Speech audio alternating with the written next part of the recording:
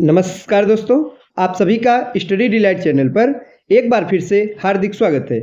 साथियों, आज की इस वीडियो में हम लोग यूपी पुलिस कांस्टेबल री एग्ज़ाम 2024 के लिए जीके के प्रैक्टिस सेट को देखने वाले हैं और आज है प्रैक्टिस सेट नंबर 6। अब तक हमने 5 प्रैक्टिस सेट को कंप्लीट करा दिए हैं। तो आज के इस प्रैक्टिस सेट में हम लोग पॉलिटी के महत्वपूर्ण प्रश्नों का प्रैक्टिस करेंगे। चलिए शुरुआत करते हैं। पहला प्रश्न है कि निम्नलिखित में से किस अधिनियम में कलकत्ता में सर्वोच्च न्यायालय की स्थापना का प्रावधान किया गया था। तो साथियों, पहली बार जो सर्वोच्च न्यायालय की स्थापना की गई थी वो की गई थी कलकत्ता में। हमें बताना है कि किस अधिनियम के तहत किया गया था। तो रेगुलेटिंग एक्ट 1773। तो महत्वपूर्ण प्रश्न है, ध्यान दीजिएगा। रेगुलेटिंग एक्ट आया था 1773 में और इसी एक्ट में ये प्रावधान था कि कलकत्ता में एक सर्वोच्च न्यायालय की स्थापना की जाएगी साथियों। और स्थापना भी की गई। कब की गई थी? 1774 में। ध्यान दीजिएगा, 2 प्रश्न यहाँ से बनते हैं। एक तो ये पूछा जाएगा कि किस अधिनियम के तहत कलकत्ता में सर्वोच्च न्यायालय की स्थापना की गई, तो आप बताएंगे रेगुलेटिंग एक्ट 1773। एक प्रश्न बनता है कि कब की गई, तब आप बताएंगे 1774 में की गई थी। और इस सर्वोच्च न्यायालय के मुख्य न्यायाधीश कौन थे? Elijah Impey. इनका नाम भी पूछा जाता है। कौन थे? एलिजा इम्पे जो है इस न्यायालय के मुख्य न्यायाधीश थे। नेक्स्ट है, सर्वोच्च न्यायालय की स्थापना के संबंध में निम्नलिखित में से कौन सा कथन सही है। तो यहाँ आप देख सकते हैं 2 कथन दिए गए हैं सर्वोच्च न्यायालय से संबंधित। पहला है, कलकत्ता में सर्वोच्च न्यायालय की स्थापना 1773 के रेगुलेटिंग एक्ट के द्वारा की गई थी। बिल्कुल सही है। अभी हमने इसी के बारे में तो पढ़ा कि सर्वोच्च न्यायालय की स्थापना 1773 के रेगुलेटिंग एक्ट के तहत ही की गई। बिल्कुल सही है। दूसरा वाला है, लेमेस्टर इस न्यायालय के मुख्य न्यायाधीश थे। लेमेस्टर, तो ये गलत है। अभी हमने इसके बारे में भी आपको बताया। एलिजा इम्पे, कौन साथियों? एलिजा इम्पे जो है इस न्यायालय के मुख्य न्यायाधीश थे। दूसरा वाला गलत होगा। तो कौन कौन सा सही कथन है ये हमें बताना है। तो केवल एक, यानी ऑप्शन नंबर ए हमारा सही जवाब हो जाएगा। नेक्स्ट है, निम्नलिखित में से किससे या किनसे भारत में अंग्रेजी शिक्षा की नींव पड़ी। इसमें पूछा जा रहा है कि भारत में जो अंग्रेजी शिक्षा की नींव पड़ी वो किससे किससे पड़ी थी साथियों। तो पहला है 1813 का चार्टर एक्ट। ये बिल्कुल ठीक है। 1813 के चार्टर अधिनियम में भारत में शिक्षा के प्रसार से संबंधित था और 1 लाख रुपए प्रति वर्ष खर्च करने का प्रावधान भी था। तो ये बिल्कुल सही है। हमारा पहला वाला कथन सही होगा। दूसरा है, general committee of public instruction 1823। ये भी शिक्षा से ही संबंधित था। यह भी सही हो जाएगा। तीसरा है, प्राच्यविद एवं आंग्लविद विवाद। तो साथियों, ये जो है यह भी शिक्षा से ही संबंधित विवाद था और इससे भी अंग्रेजी शिक्षा की नींव पड़ी थी। तो तीनों हम कह सकते हैं, उपरोक्त तीनों से नींव पड़ी। तो सही जवाब होगा ऑप्शन नंबर डी। 1, 2 और 3, तीनों के तीनों बिल्कुल सही कथन है। हमारा अगला प्रश्न है, किस अधिनियम के द्वारा ब्रिटिश संसद ने चाय और चीन के साथ व्यापार को छोड़कर ईस्ट इंडिया कंपनी के भारत के साथ व्यापारिक एकाधिकार को समाप्त कर दिया। तो यहाँ पे आपको ध्यान देना है, चाय और चीन ये 2 शब्द हैं। मतलब चाय का व्यापार और चीन के साथ व्यापार, इसको छोड़कर सभी जो एकाधिकार था ईस्ट इंडिया कंपनी का वो समाप्त कर दिया गया। वो कौन सा अधिनियम था? तो 1813 का चार्टर अधिनियम था। कौन सा साथियों? 1813 का चार्टर अधिनियम। तो ये महत्वपूर्ण प्रश्न है, बार बार पूछा भी जाता है। इसको याद कैसे करेंगे, एक आपको हम ट्रिक बता रहे हैं। तो फनी सा ट्रिक है, तेरी चाची। क्या है साथियों? तेरी चाची। तेरी से हो जाएगा 13, 13 यानी क्या? 1813 का एक्ट। चा से हो जाएगा चाय, ची से हो जाएगा चीन। इससे क्या है कि आप जल्दी कंफ्यूज नहीं होंगे। होता क्या है साथियों, जब परीक्षा में पूछा जाता है तो ज़्यादातर 1833, 1813 इनमें कंफ्यूज हो जाते हैं कौन सा एक्ट था।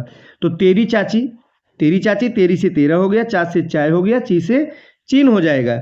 ये अगर आपको याद रहेगा तो निश्चित ही आप इसे नहीं भूलेंगे। और परीक्षा के समय अगर ये प्रश्न आ जाएगा तो आपको ट्रिक ऑटोमेटिक ही याद हो जाएगा। तेरी चाची, 1813, चाय और चीन, यही 2 छोड़कर बाकी एकाधिकार समाप्त कर दिया गया।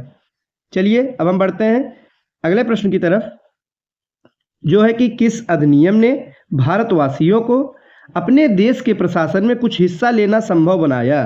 तो वो कौन सा अधिनियम था जिसके तहत अब भारतवासी भी अपने देश यानी भारत के प्रशासन में कुछ हिस्सा ले सकते हैं। तो वो था चार्टर एक्ट 1833। कौन सा साथियों? चार्टर एक्ट 1833 की धाराओं में एक धारा थी 87। उसमें कहा गया था कि किसी भी भारतीय की देशज प्रजा को अपने धर्म, जन्म स्थान, वंश, वर्ण के आधार पर कंपनी के पद के अयोग्य नहीं माना जाएगा, यानी कि सेवा कर सकते हैं, भारतीय प्रशासन में हिस्सा ले सकते हैं। सही जवाब होगा 1833 का एक्ट। नेक्स्ट है, निम्नलिखित में से किस अधिनियम के अंतर्गत भारतीय विधान परिषद को बजट पर बहस करने की शक्ति प्राप्त हुई? तो भारतीय विधान परिषद के बारे में पूछा जा रहा है साथियों। तो वो भारतीय परिषद अधिनियम 1892 इसका सही जवाब होगा। 1892 के तहत बजट पर बहस करने की शक्ति दी गई। किस पर साथियों? तो आप लोग बताएंगे बजट पर बहस करने की शक्ति दी गई, लेकिन मतदान का अधिकार नहीं दिया गया है। ये भी ध्यान दीजिएगा, बजट पर बहस करने की शक्ति तो दे दी गई, किंतु मतदान का अधिकार नहीं दिया गया था। अगला प्रश्न है, ब्रिटिश भारत में सांप्रदायिक प्रतिनिधित्व की व्यवस्था निम्नलिखित में से किस अधिनियम के द्वारा की गई थी? तो साथियों, मार्ले मिंटो सुधार 1909 के द्वारा। किसके द्वारा? मार्ले मिंटो सुधार 1909। इसके तहत ही सबसे पहले सांप्रदायिक प्रतिनिधित्व की व्यवस्था की गई, जिसमें किया क्या गया कि मुसलमानों के लिए पृथक निर्वाचक मंडल की व्यवस्था की गई। किसके लिए साथियों? मुसलमानों के लिए। ये प्रश्न परीक्षा में बनता है, आप लोग ध्यान दीजिएगा। पहली बार मुसलमानों के लिए अलग, पृथक यानी कि अलग से निर्वाचन मंडल की व्यवस्था का प्रावधान किया गया। कौन सा एक्ट? 1909 में। नाम क्या था? मार्ले मिंटो सुधार। नेक्स्ट है, निम्नलिखित में से किस अधिनियम द्वारा भारत में संघीय न्यायालय की स्थापना की गई? तो संघीय न्यायालय के बारे में पूछा जा रहा है। तो साथियों, स्थापना की गई थी 1935 के एक्ट के द्वारा। तो आप लोग देख सकते हैं ऑप्शन नंबर ए में भी नहीं है, बी में भी नहीं दिया गया है, सी में भी नहीं दिया गया। सही जवाब होगा ऑप्शन नंबर डी, उपरयुक्त में से कोई भी नहीं। संघीय न्यायालय की स्थापना 1 अक्टूबर 1937 को की गई थी। कब? 1 अक्टूबर 1937 में किया गया था, और भारत सरकार अधिनियम 1935 के एक्ट के तहत की गई थी। और मुख्य न्यायाधीश कौन थे? सर मॉरिस ग्वेयर थे। सर मॉरिस ग्वेयर इसके मुख्य न्यायाधीश थे। तो ध्यान दीजिएगा, विकल्प में नहीं है 1935 का एक्ट, इसीलिए ऑप्शन नंबर डी सही होगा।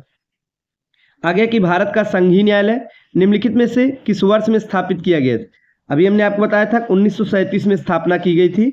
सही जवाब होगा ऑप्शन नंबर बी। और एक्ट कौन था?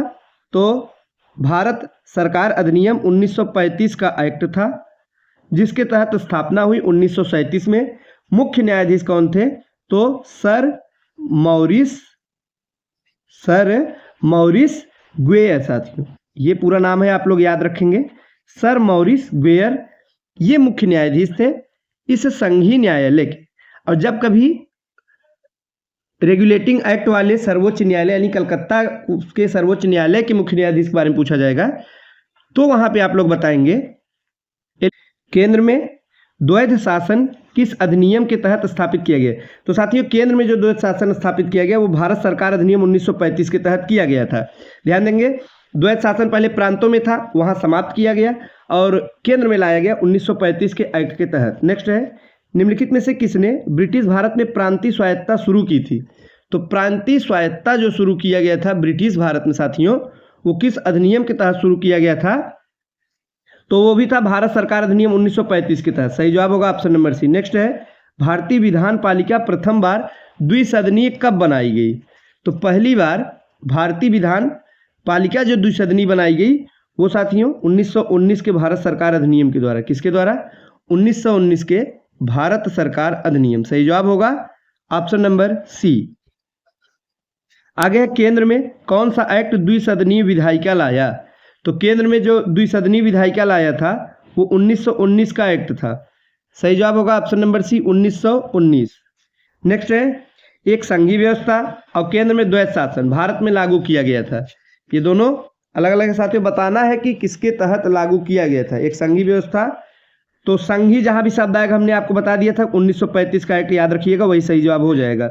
ऑप्शन नंबर सी हमारा ठीक जवाब होगा, 1935 का अधिनियम। अगला प्रश्न बहुत ही ज्यादा महत्वपूर्ण है। कौन सा प्रश्न है साथियों कि निम्नलिखित अधिनियमों में से किस अधिनियम के फलस्वरूप बर्मा भारत से अलग हुआ? बर्मा यानी वर्तमान में जो म्यांमार देश हम लोग देख रहे हैं, भारत का पड़ोसी देश है साथियों, ये कभी भारत का हिस्सा हुआ करता था। तो इसे भारत से जो अलग किया गया किस अधिनियम के तहत? तो government of India act, Bharat सरकार अधिनियम 1935 के तहत ही बर्मा को भारत से अलग कर दिया गया। कब? 1937 में। 1937 में अलग कर दिया गया। आगे भारत के संविधान की रचना है तो संविधान सभा का विचार सबसे पहले किसने प्रस्तुत किया? तो सबसे पहले संविधान सभा का विचार स्वराज पार्टी ने 1934 में प्रस्तुत किया था। ऑप्शन नंबर ए हमारा ठीक जवाब हो जाएगा। आगे है कि एक निर्वाचित संविधान सभा द्वारा भारत के संविधान का निर्माण करने का प्रस्ताव किया गया था। किसके तहत किया गया था? तो क्रिप्स मिशन द्वारा। किसके द्वारा साथियों? Cripps mission. कब आया था? 1942 में ये मिशन भारत आया था, इसी के तहत ये किया गया था। आगे है कैबिनेट मिशन योजना के अंतर्गत संविधान निर्मात्री परिषद ने प्रत्येक प्रांत को आवंटित सदस्य संख्या निर्वाचित करने के लिए एक प्रतिनिधि कितनी जनसंख्या के अनुपात में था? जब कैबिनेट मिशन भारत आया तो उसने भी भारतीयों को एक संविधान बनाने का प्रस्ताव रखा, संविधान सभा निर्माण करने का। तो उसके तहत क्या था कि एक प्रतिनिधि कितनी जनसंख्या के अनुपात में? तो 10 लाख। आप लोग ध्यान देंगे कि प्रत्येक 10 लाख व्यक्ति पर एक प्रतिनिधि होगा, ऐसा कैबिनेट मिशन में प्रावधान था। कब आया था? 1946 में ये मिशन भारत आया था साथियों। तो कितने लोगों पे? एक प्रतिनिधि 10 लाख व्यक्तियों पर। नेक्स्ट है इन व्यक्तियों में कौन कैबिनेट मिशन का सदस्य नहीं थे? प्रश्न बार बार परीक्षा में पूछा जाता है साथियों। तो देखिए विलियम वुड कैबिनेट मिशन सदस्य नहीं थे, Pethick Lawrence, Stafford Cripps, AB Alexander, ये तीनों थे। इन तीनों का नाम आपको रट लेना है। कैबिनेट मिशन के सदस्य कौन कौन थे? पैथिक लॉरेंस, स्टेफोर्ड क्रिप्स और एबी अलेक्जेंडर, लेकिन विलियम वुड नहीं थे। नेक्स्ट है 1946 में निर्मित अंतरिम सरकार में कार्यपालिका परिषद के उपसभापति कौन थे? उपसभापति के बारे में पूछा गया तो पंडित जवाहरलाल नेहरू ही उपसभापति थे। ऑप्शन नंबर ए हमारा ठीक जवाब होगा। निम्नलिखित में कौन अगस्त 1946 में गठित अंतरिम राष्ट्रीय सरकार का सदस्य नहीं था? तो सर्वपल्ली राधाकृष्णन। तो फ्रेंड्स ये थे आज के महत्वपूर्ण प्रश्न। वीडियो आपको अच्छा लगा हो तो लाइक करिएगा। आगे के प्रश्नों को हम लोग नेक्स्ट प्रैक्टिस सेट में देखेंगे। आज के लिए बस इतना ही।